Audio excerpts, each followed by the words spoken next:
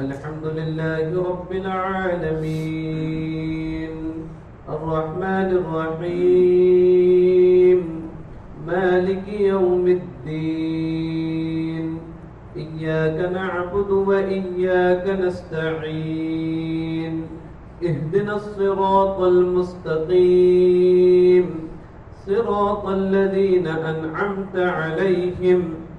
غير المغضوب عليهم ولا الضالين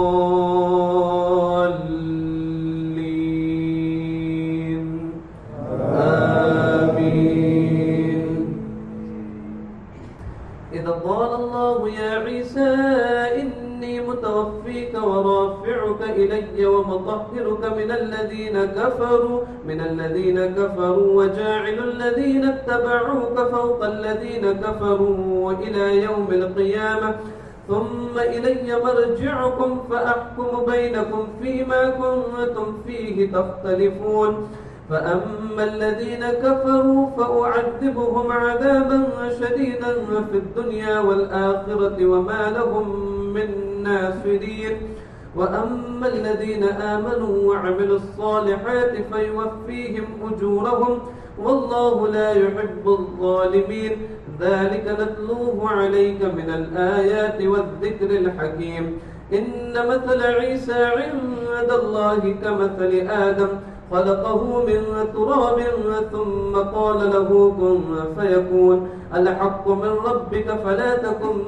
من الممترين فمن حاجك فيه من بعد ما جاءك من العلم فقل تعالوا ندع أبناءنا وأبناءكم ونساءنا ونساءكم وأنفسنا وأنفسكم ثم نبتهل فنجعل لعنة الله على الكاذبين إن هذا لهو القصص الحق وما من إله إلا الله وإن الله لهو العزيز الحكيم فإن تولوا فإن الله عليم بالمفسدين قل يا أهل الكتاب تعالوا إلى كلمة سواء بيننا وبينكم ألا نعبد إلا الله ولا نشرك به شيئا ولا يتخذ بعضنا بعضا أربابا من دون الله فإن تولوا فقولوا اشهدوا بأننا مسلمون يا أهل الكتاب لم تحاجون في إبراهيم وما أنزلت التوراة والإنجيل إلا من بعده أفلا تعقلون ها أنتم هؤلاء حاججتم فيما لكم به علم فلم تحاجون فيما ليس لكم به علم والله يعلم وأنتم لا تعلمون ما كان إبراهيم يهوديا ولا نصرانيا ولكن كان حنيفا مسلما وما كان من المشركين إن أولى الناس بإبراهيم للذين اتبعوه وهذا النبي والذين آمنوا والله ولي المؤمنين ودت طائفة من أهل الكتاب لو يضلونكم وما يضلون إلا أنفسهم وما يشعرون يا أهل الكتاب لم تكفرون بآيات الله وأنتم تشهدون يا أهل الكتاب لم تلبسون الحق بالباطل وتكتمون الحق وأنتم تعلمون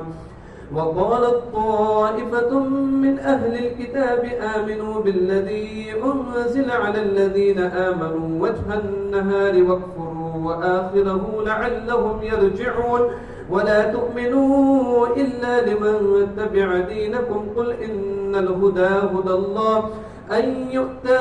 أحد مثل ما أوتيتم أو يحاجوكم عند ربكم قل إن الفضل بيد الله يؤتيه من يشاء والله واسع عليم يختص برحمته من يشاء والله ذو الفضل العظيم ومن أهل الكتاب من إن تأمنه بقنطار يؤده إليك ومنهم من إن تأمنه بدينار لا يؤديه إليك إلا ما دمت عليه قائما ذلك بأنهم قالوا ليس علينا في الأميين سبيل ويقولون على الله الكذب وهم يعلمون بلى من أوفى بعهده واتقى فإن الله يحب المتقين إن الذين يشترون بعهد الله وأيمانهم ثمنا قليلا أولئك لا خلاق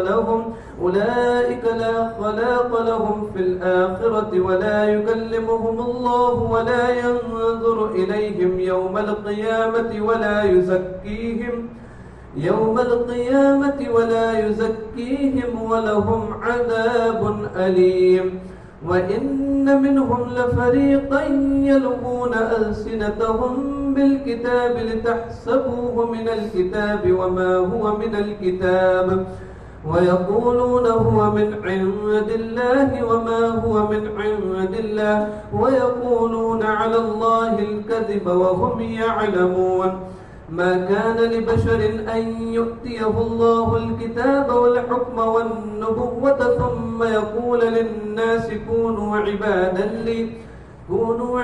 لي من دون الله ولكن كونوا ربانيين بما كنتم تعلمون الكتاب وبما كنتم تدرسون ولا يأمركم أن تتخذوا الملائكة والنبيين أربابا أيأمركم بالكفر بعد إذ أنتم مسلمون وإذ أخذ الله ميثاق النبيين لما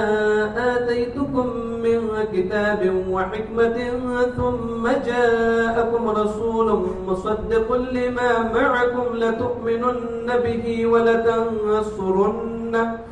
قال أأقررتم وأخذتم على ذلكم إصري قالوا أقررنا قال فاشهدوا وأنا معكم من الشاهدين فمن تولى بعد ذلك فأولئك هم الفاسقون أفغير دين الله يبغون وله أسلم من في السماوات والأرض طوعا وكرها وإليه يرجعون قل آمنا بالله وما أنزل علينا وما أنزل على إبراهيم وإسماعيل وإسحاق ويعقوب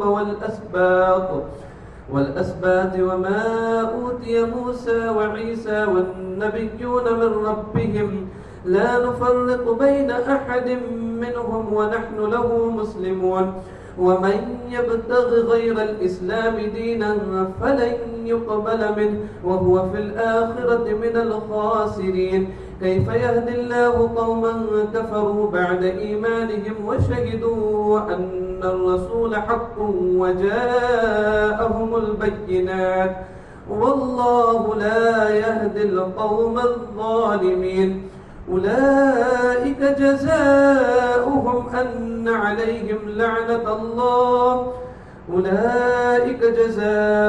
أن عليهم لعنة الله والملائكة والناس أجمعين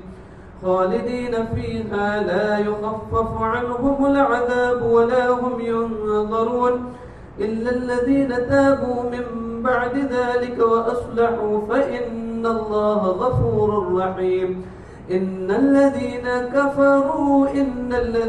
كفروا بعد إيمانهم ثم ازدادوا كفرا لن تقبل توبتهم وأولئك هم الضالون إن الذين كفروا وماتوا وهم كفار فلن يقبل من أحدهم ملء الأرض ذهبا ولو افتدى به أولئك لهم عذاب أليم وما لهم من ناصرين لن تنالوا البر حتى تنفقوا مما تحبون وما تنفقوا من شيء فإن الله به عليم.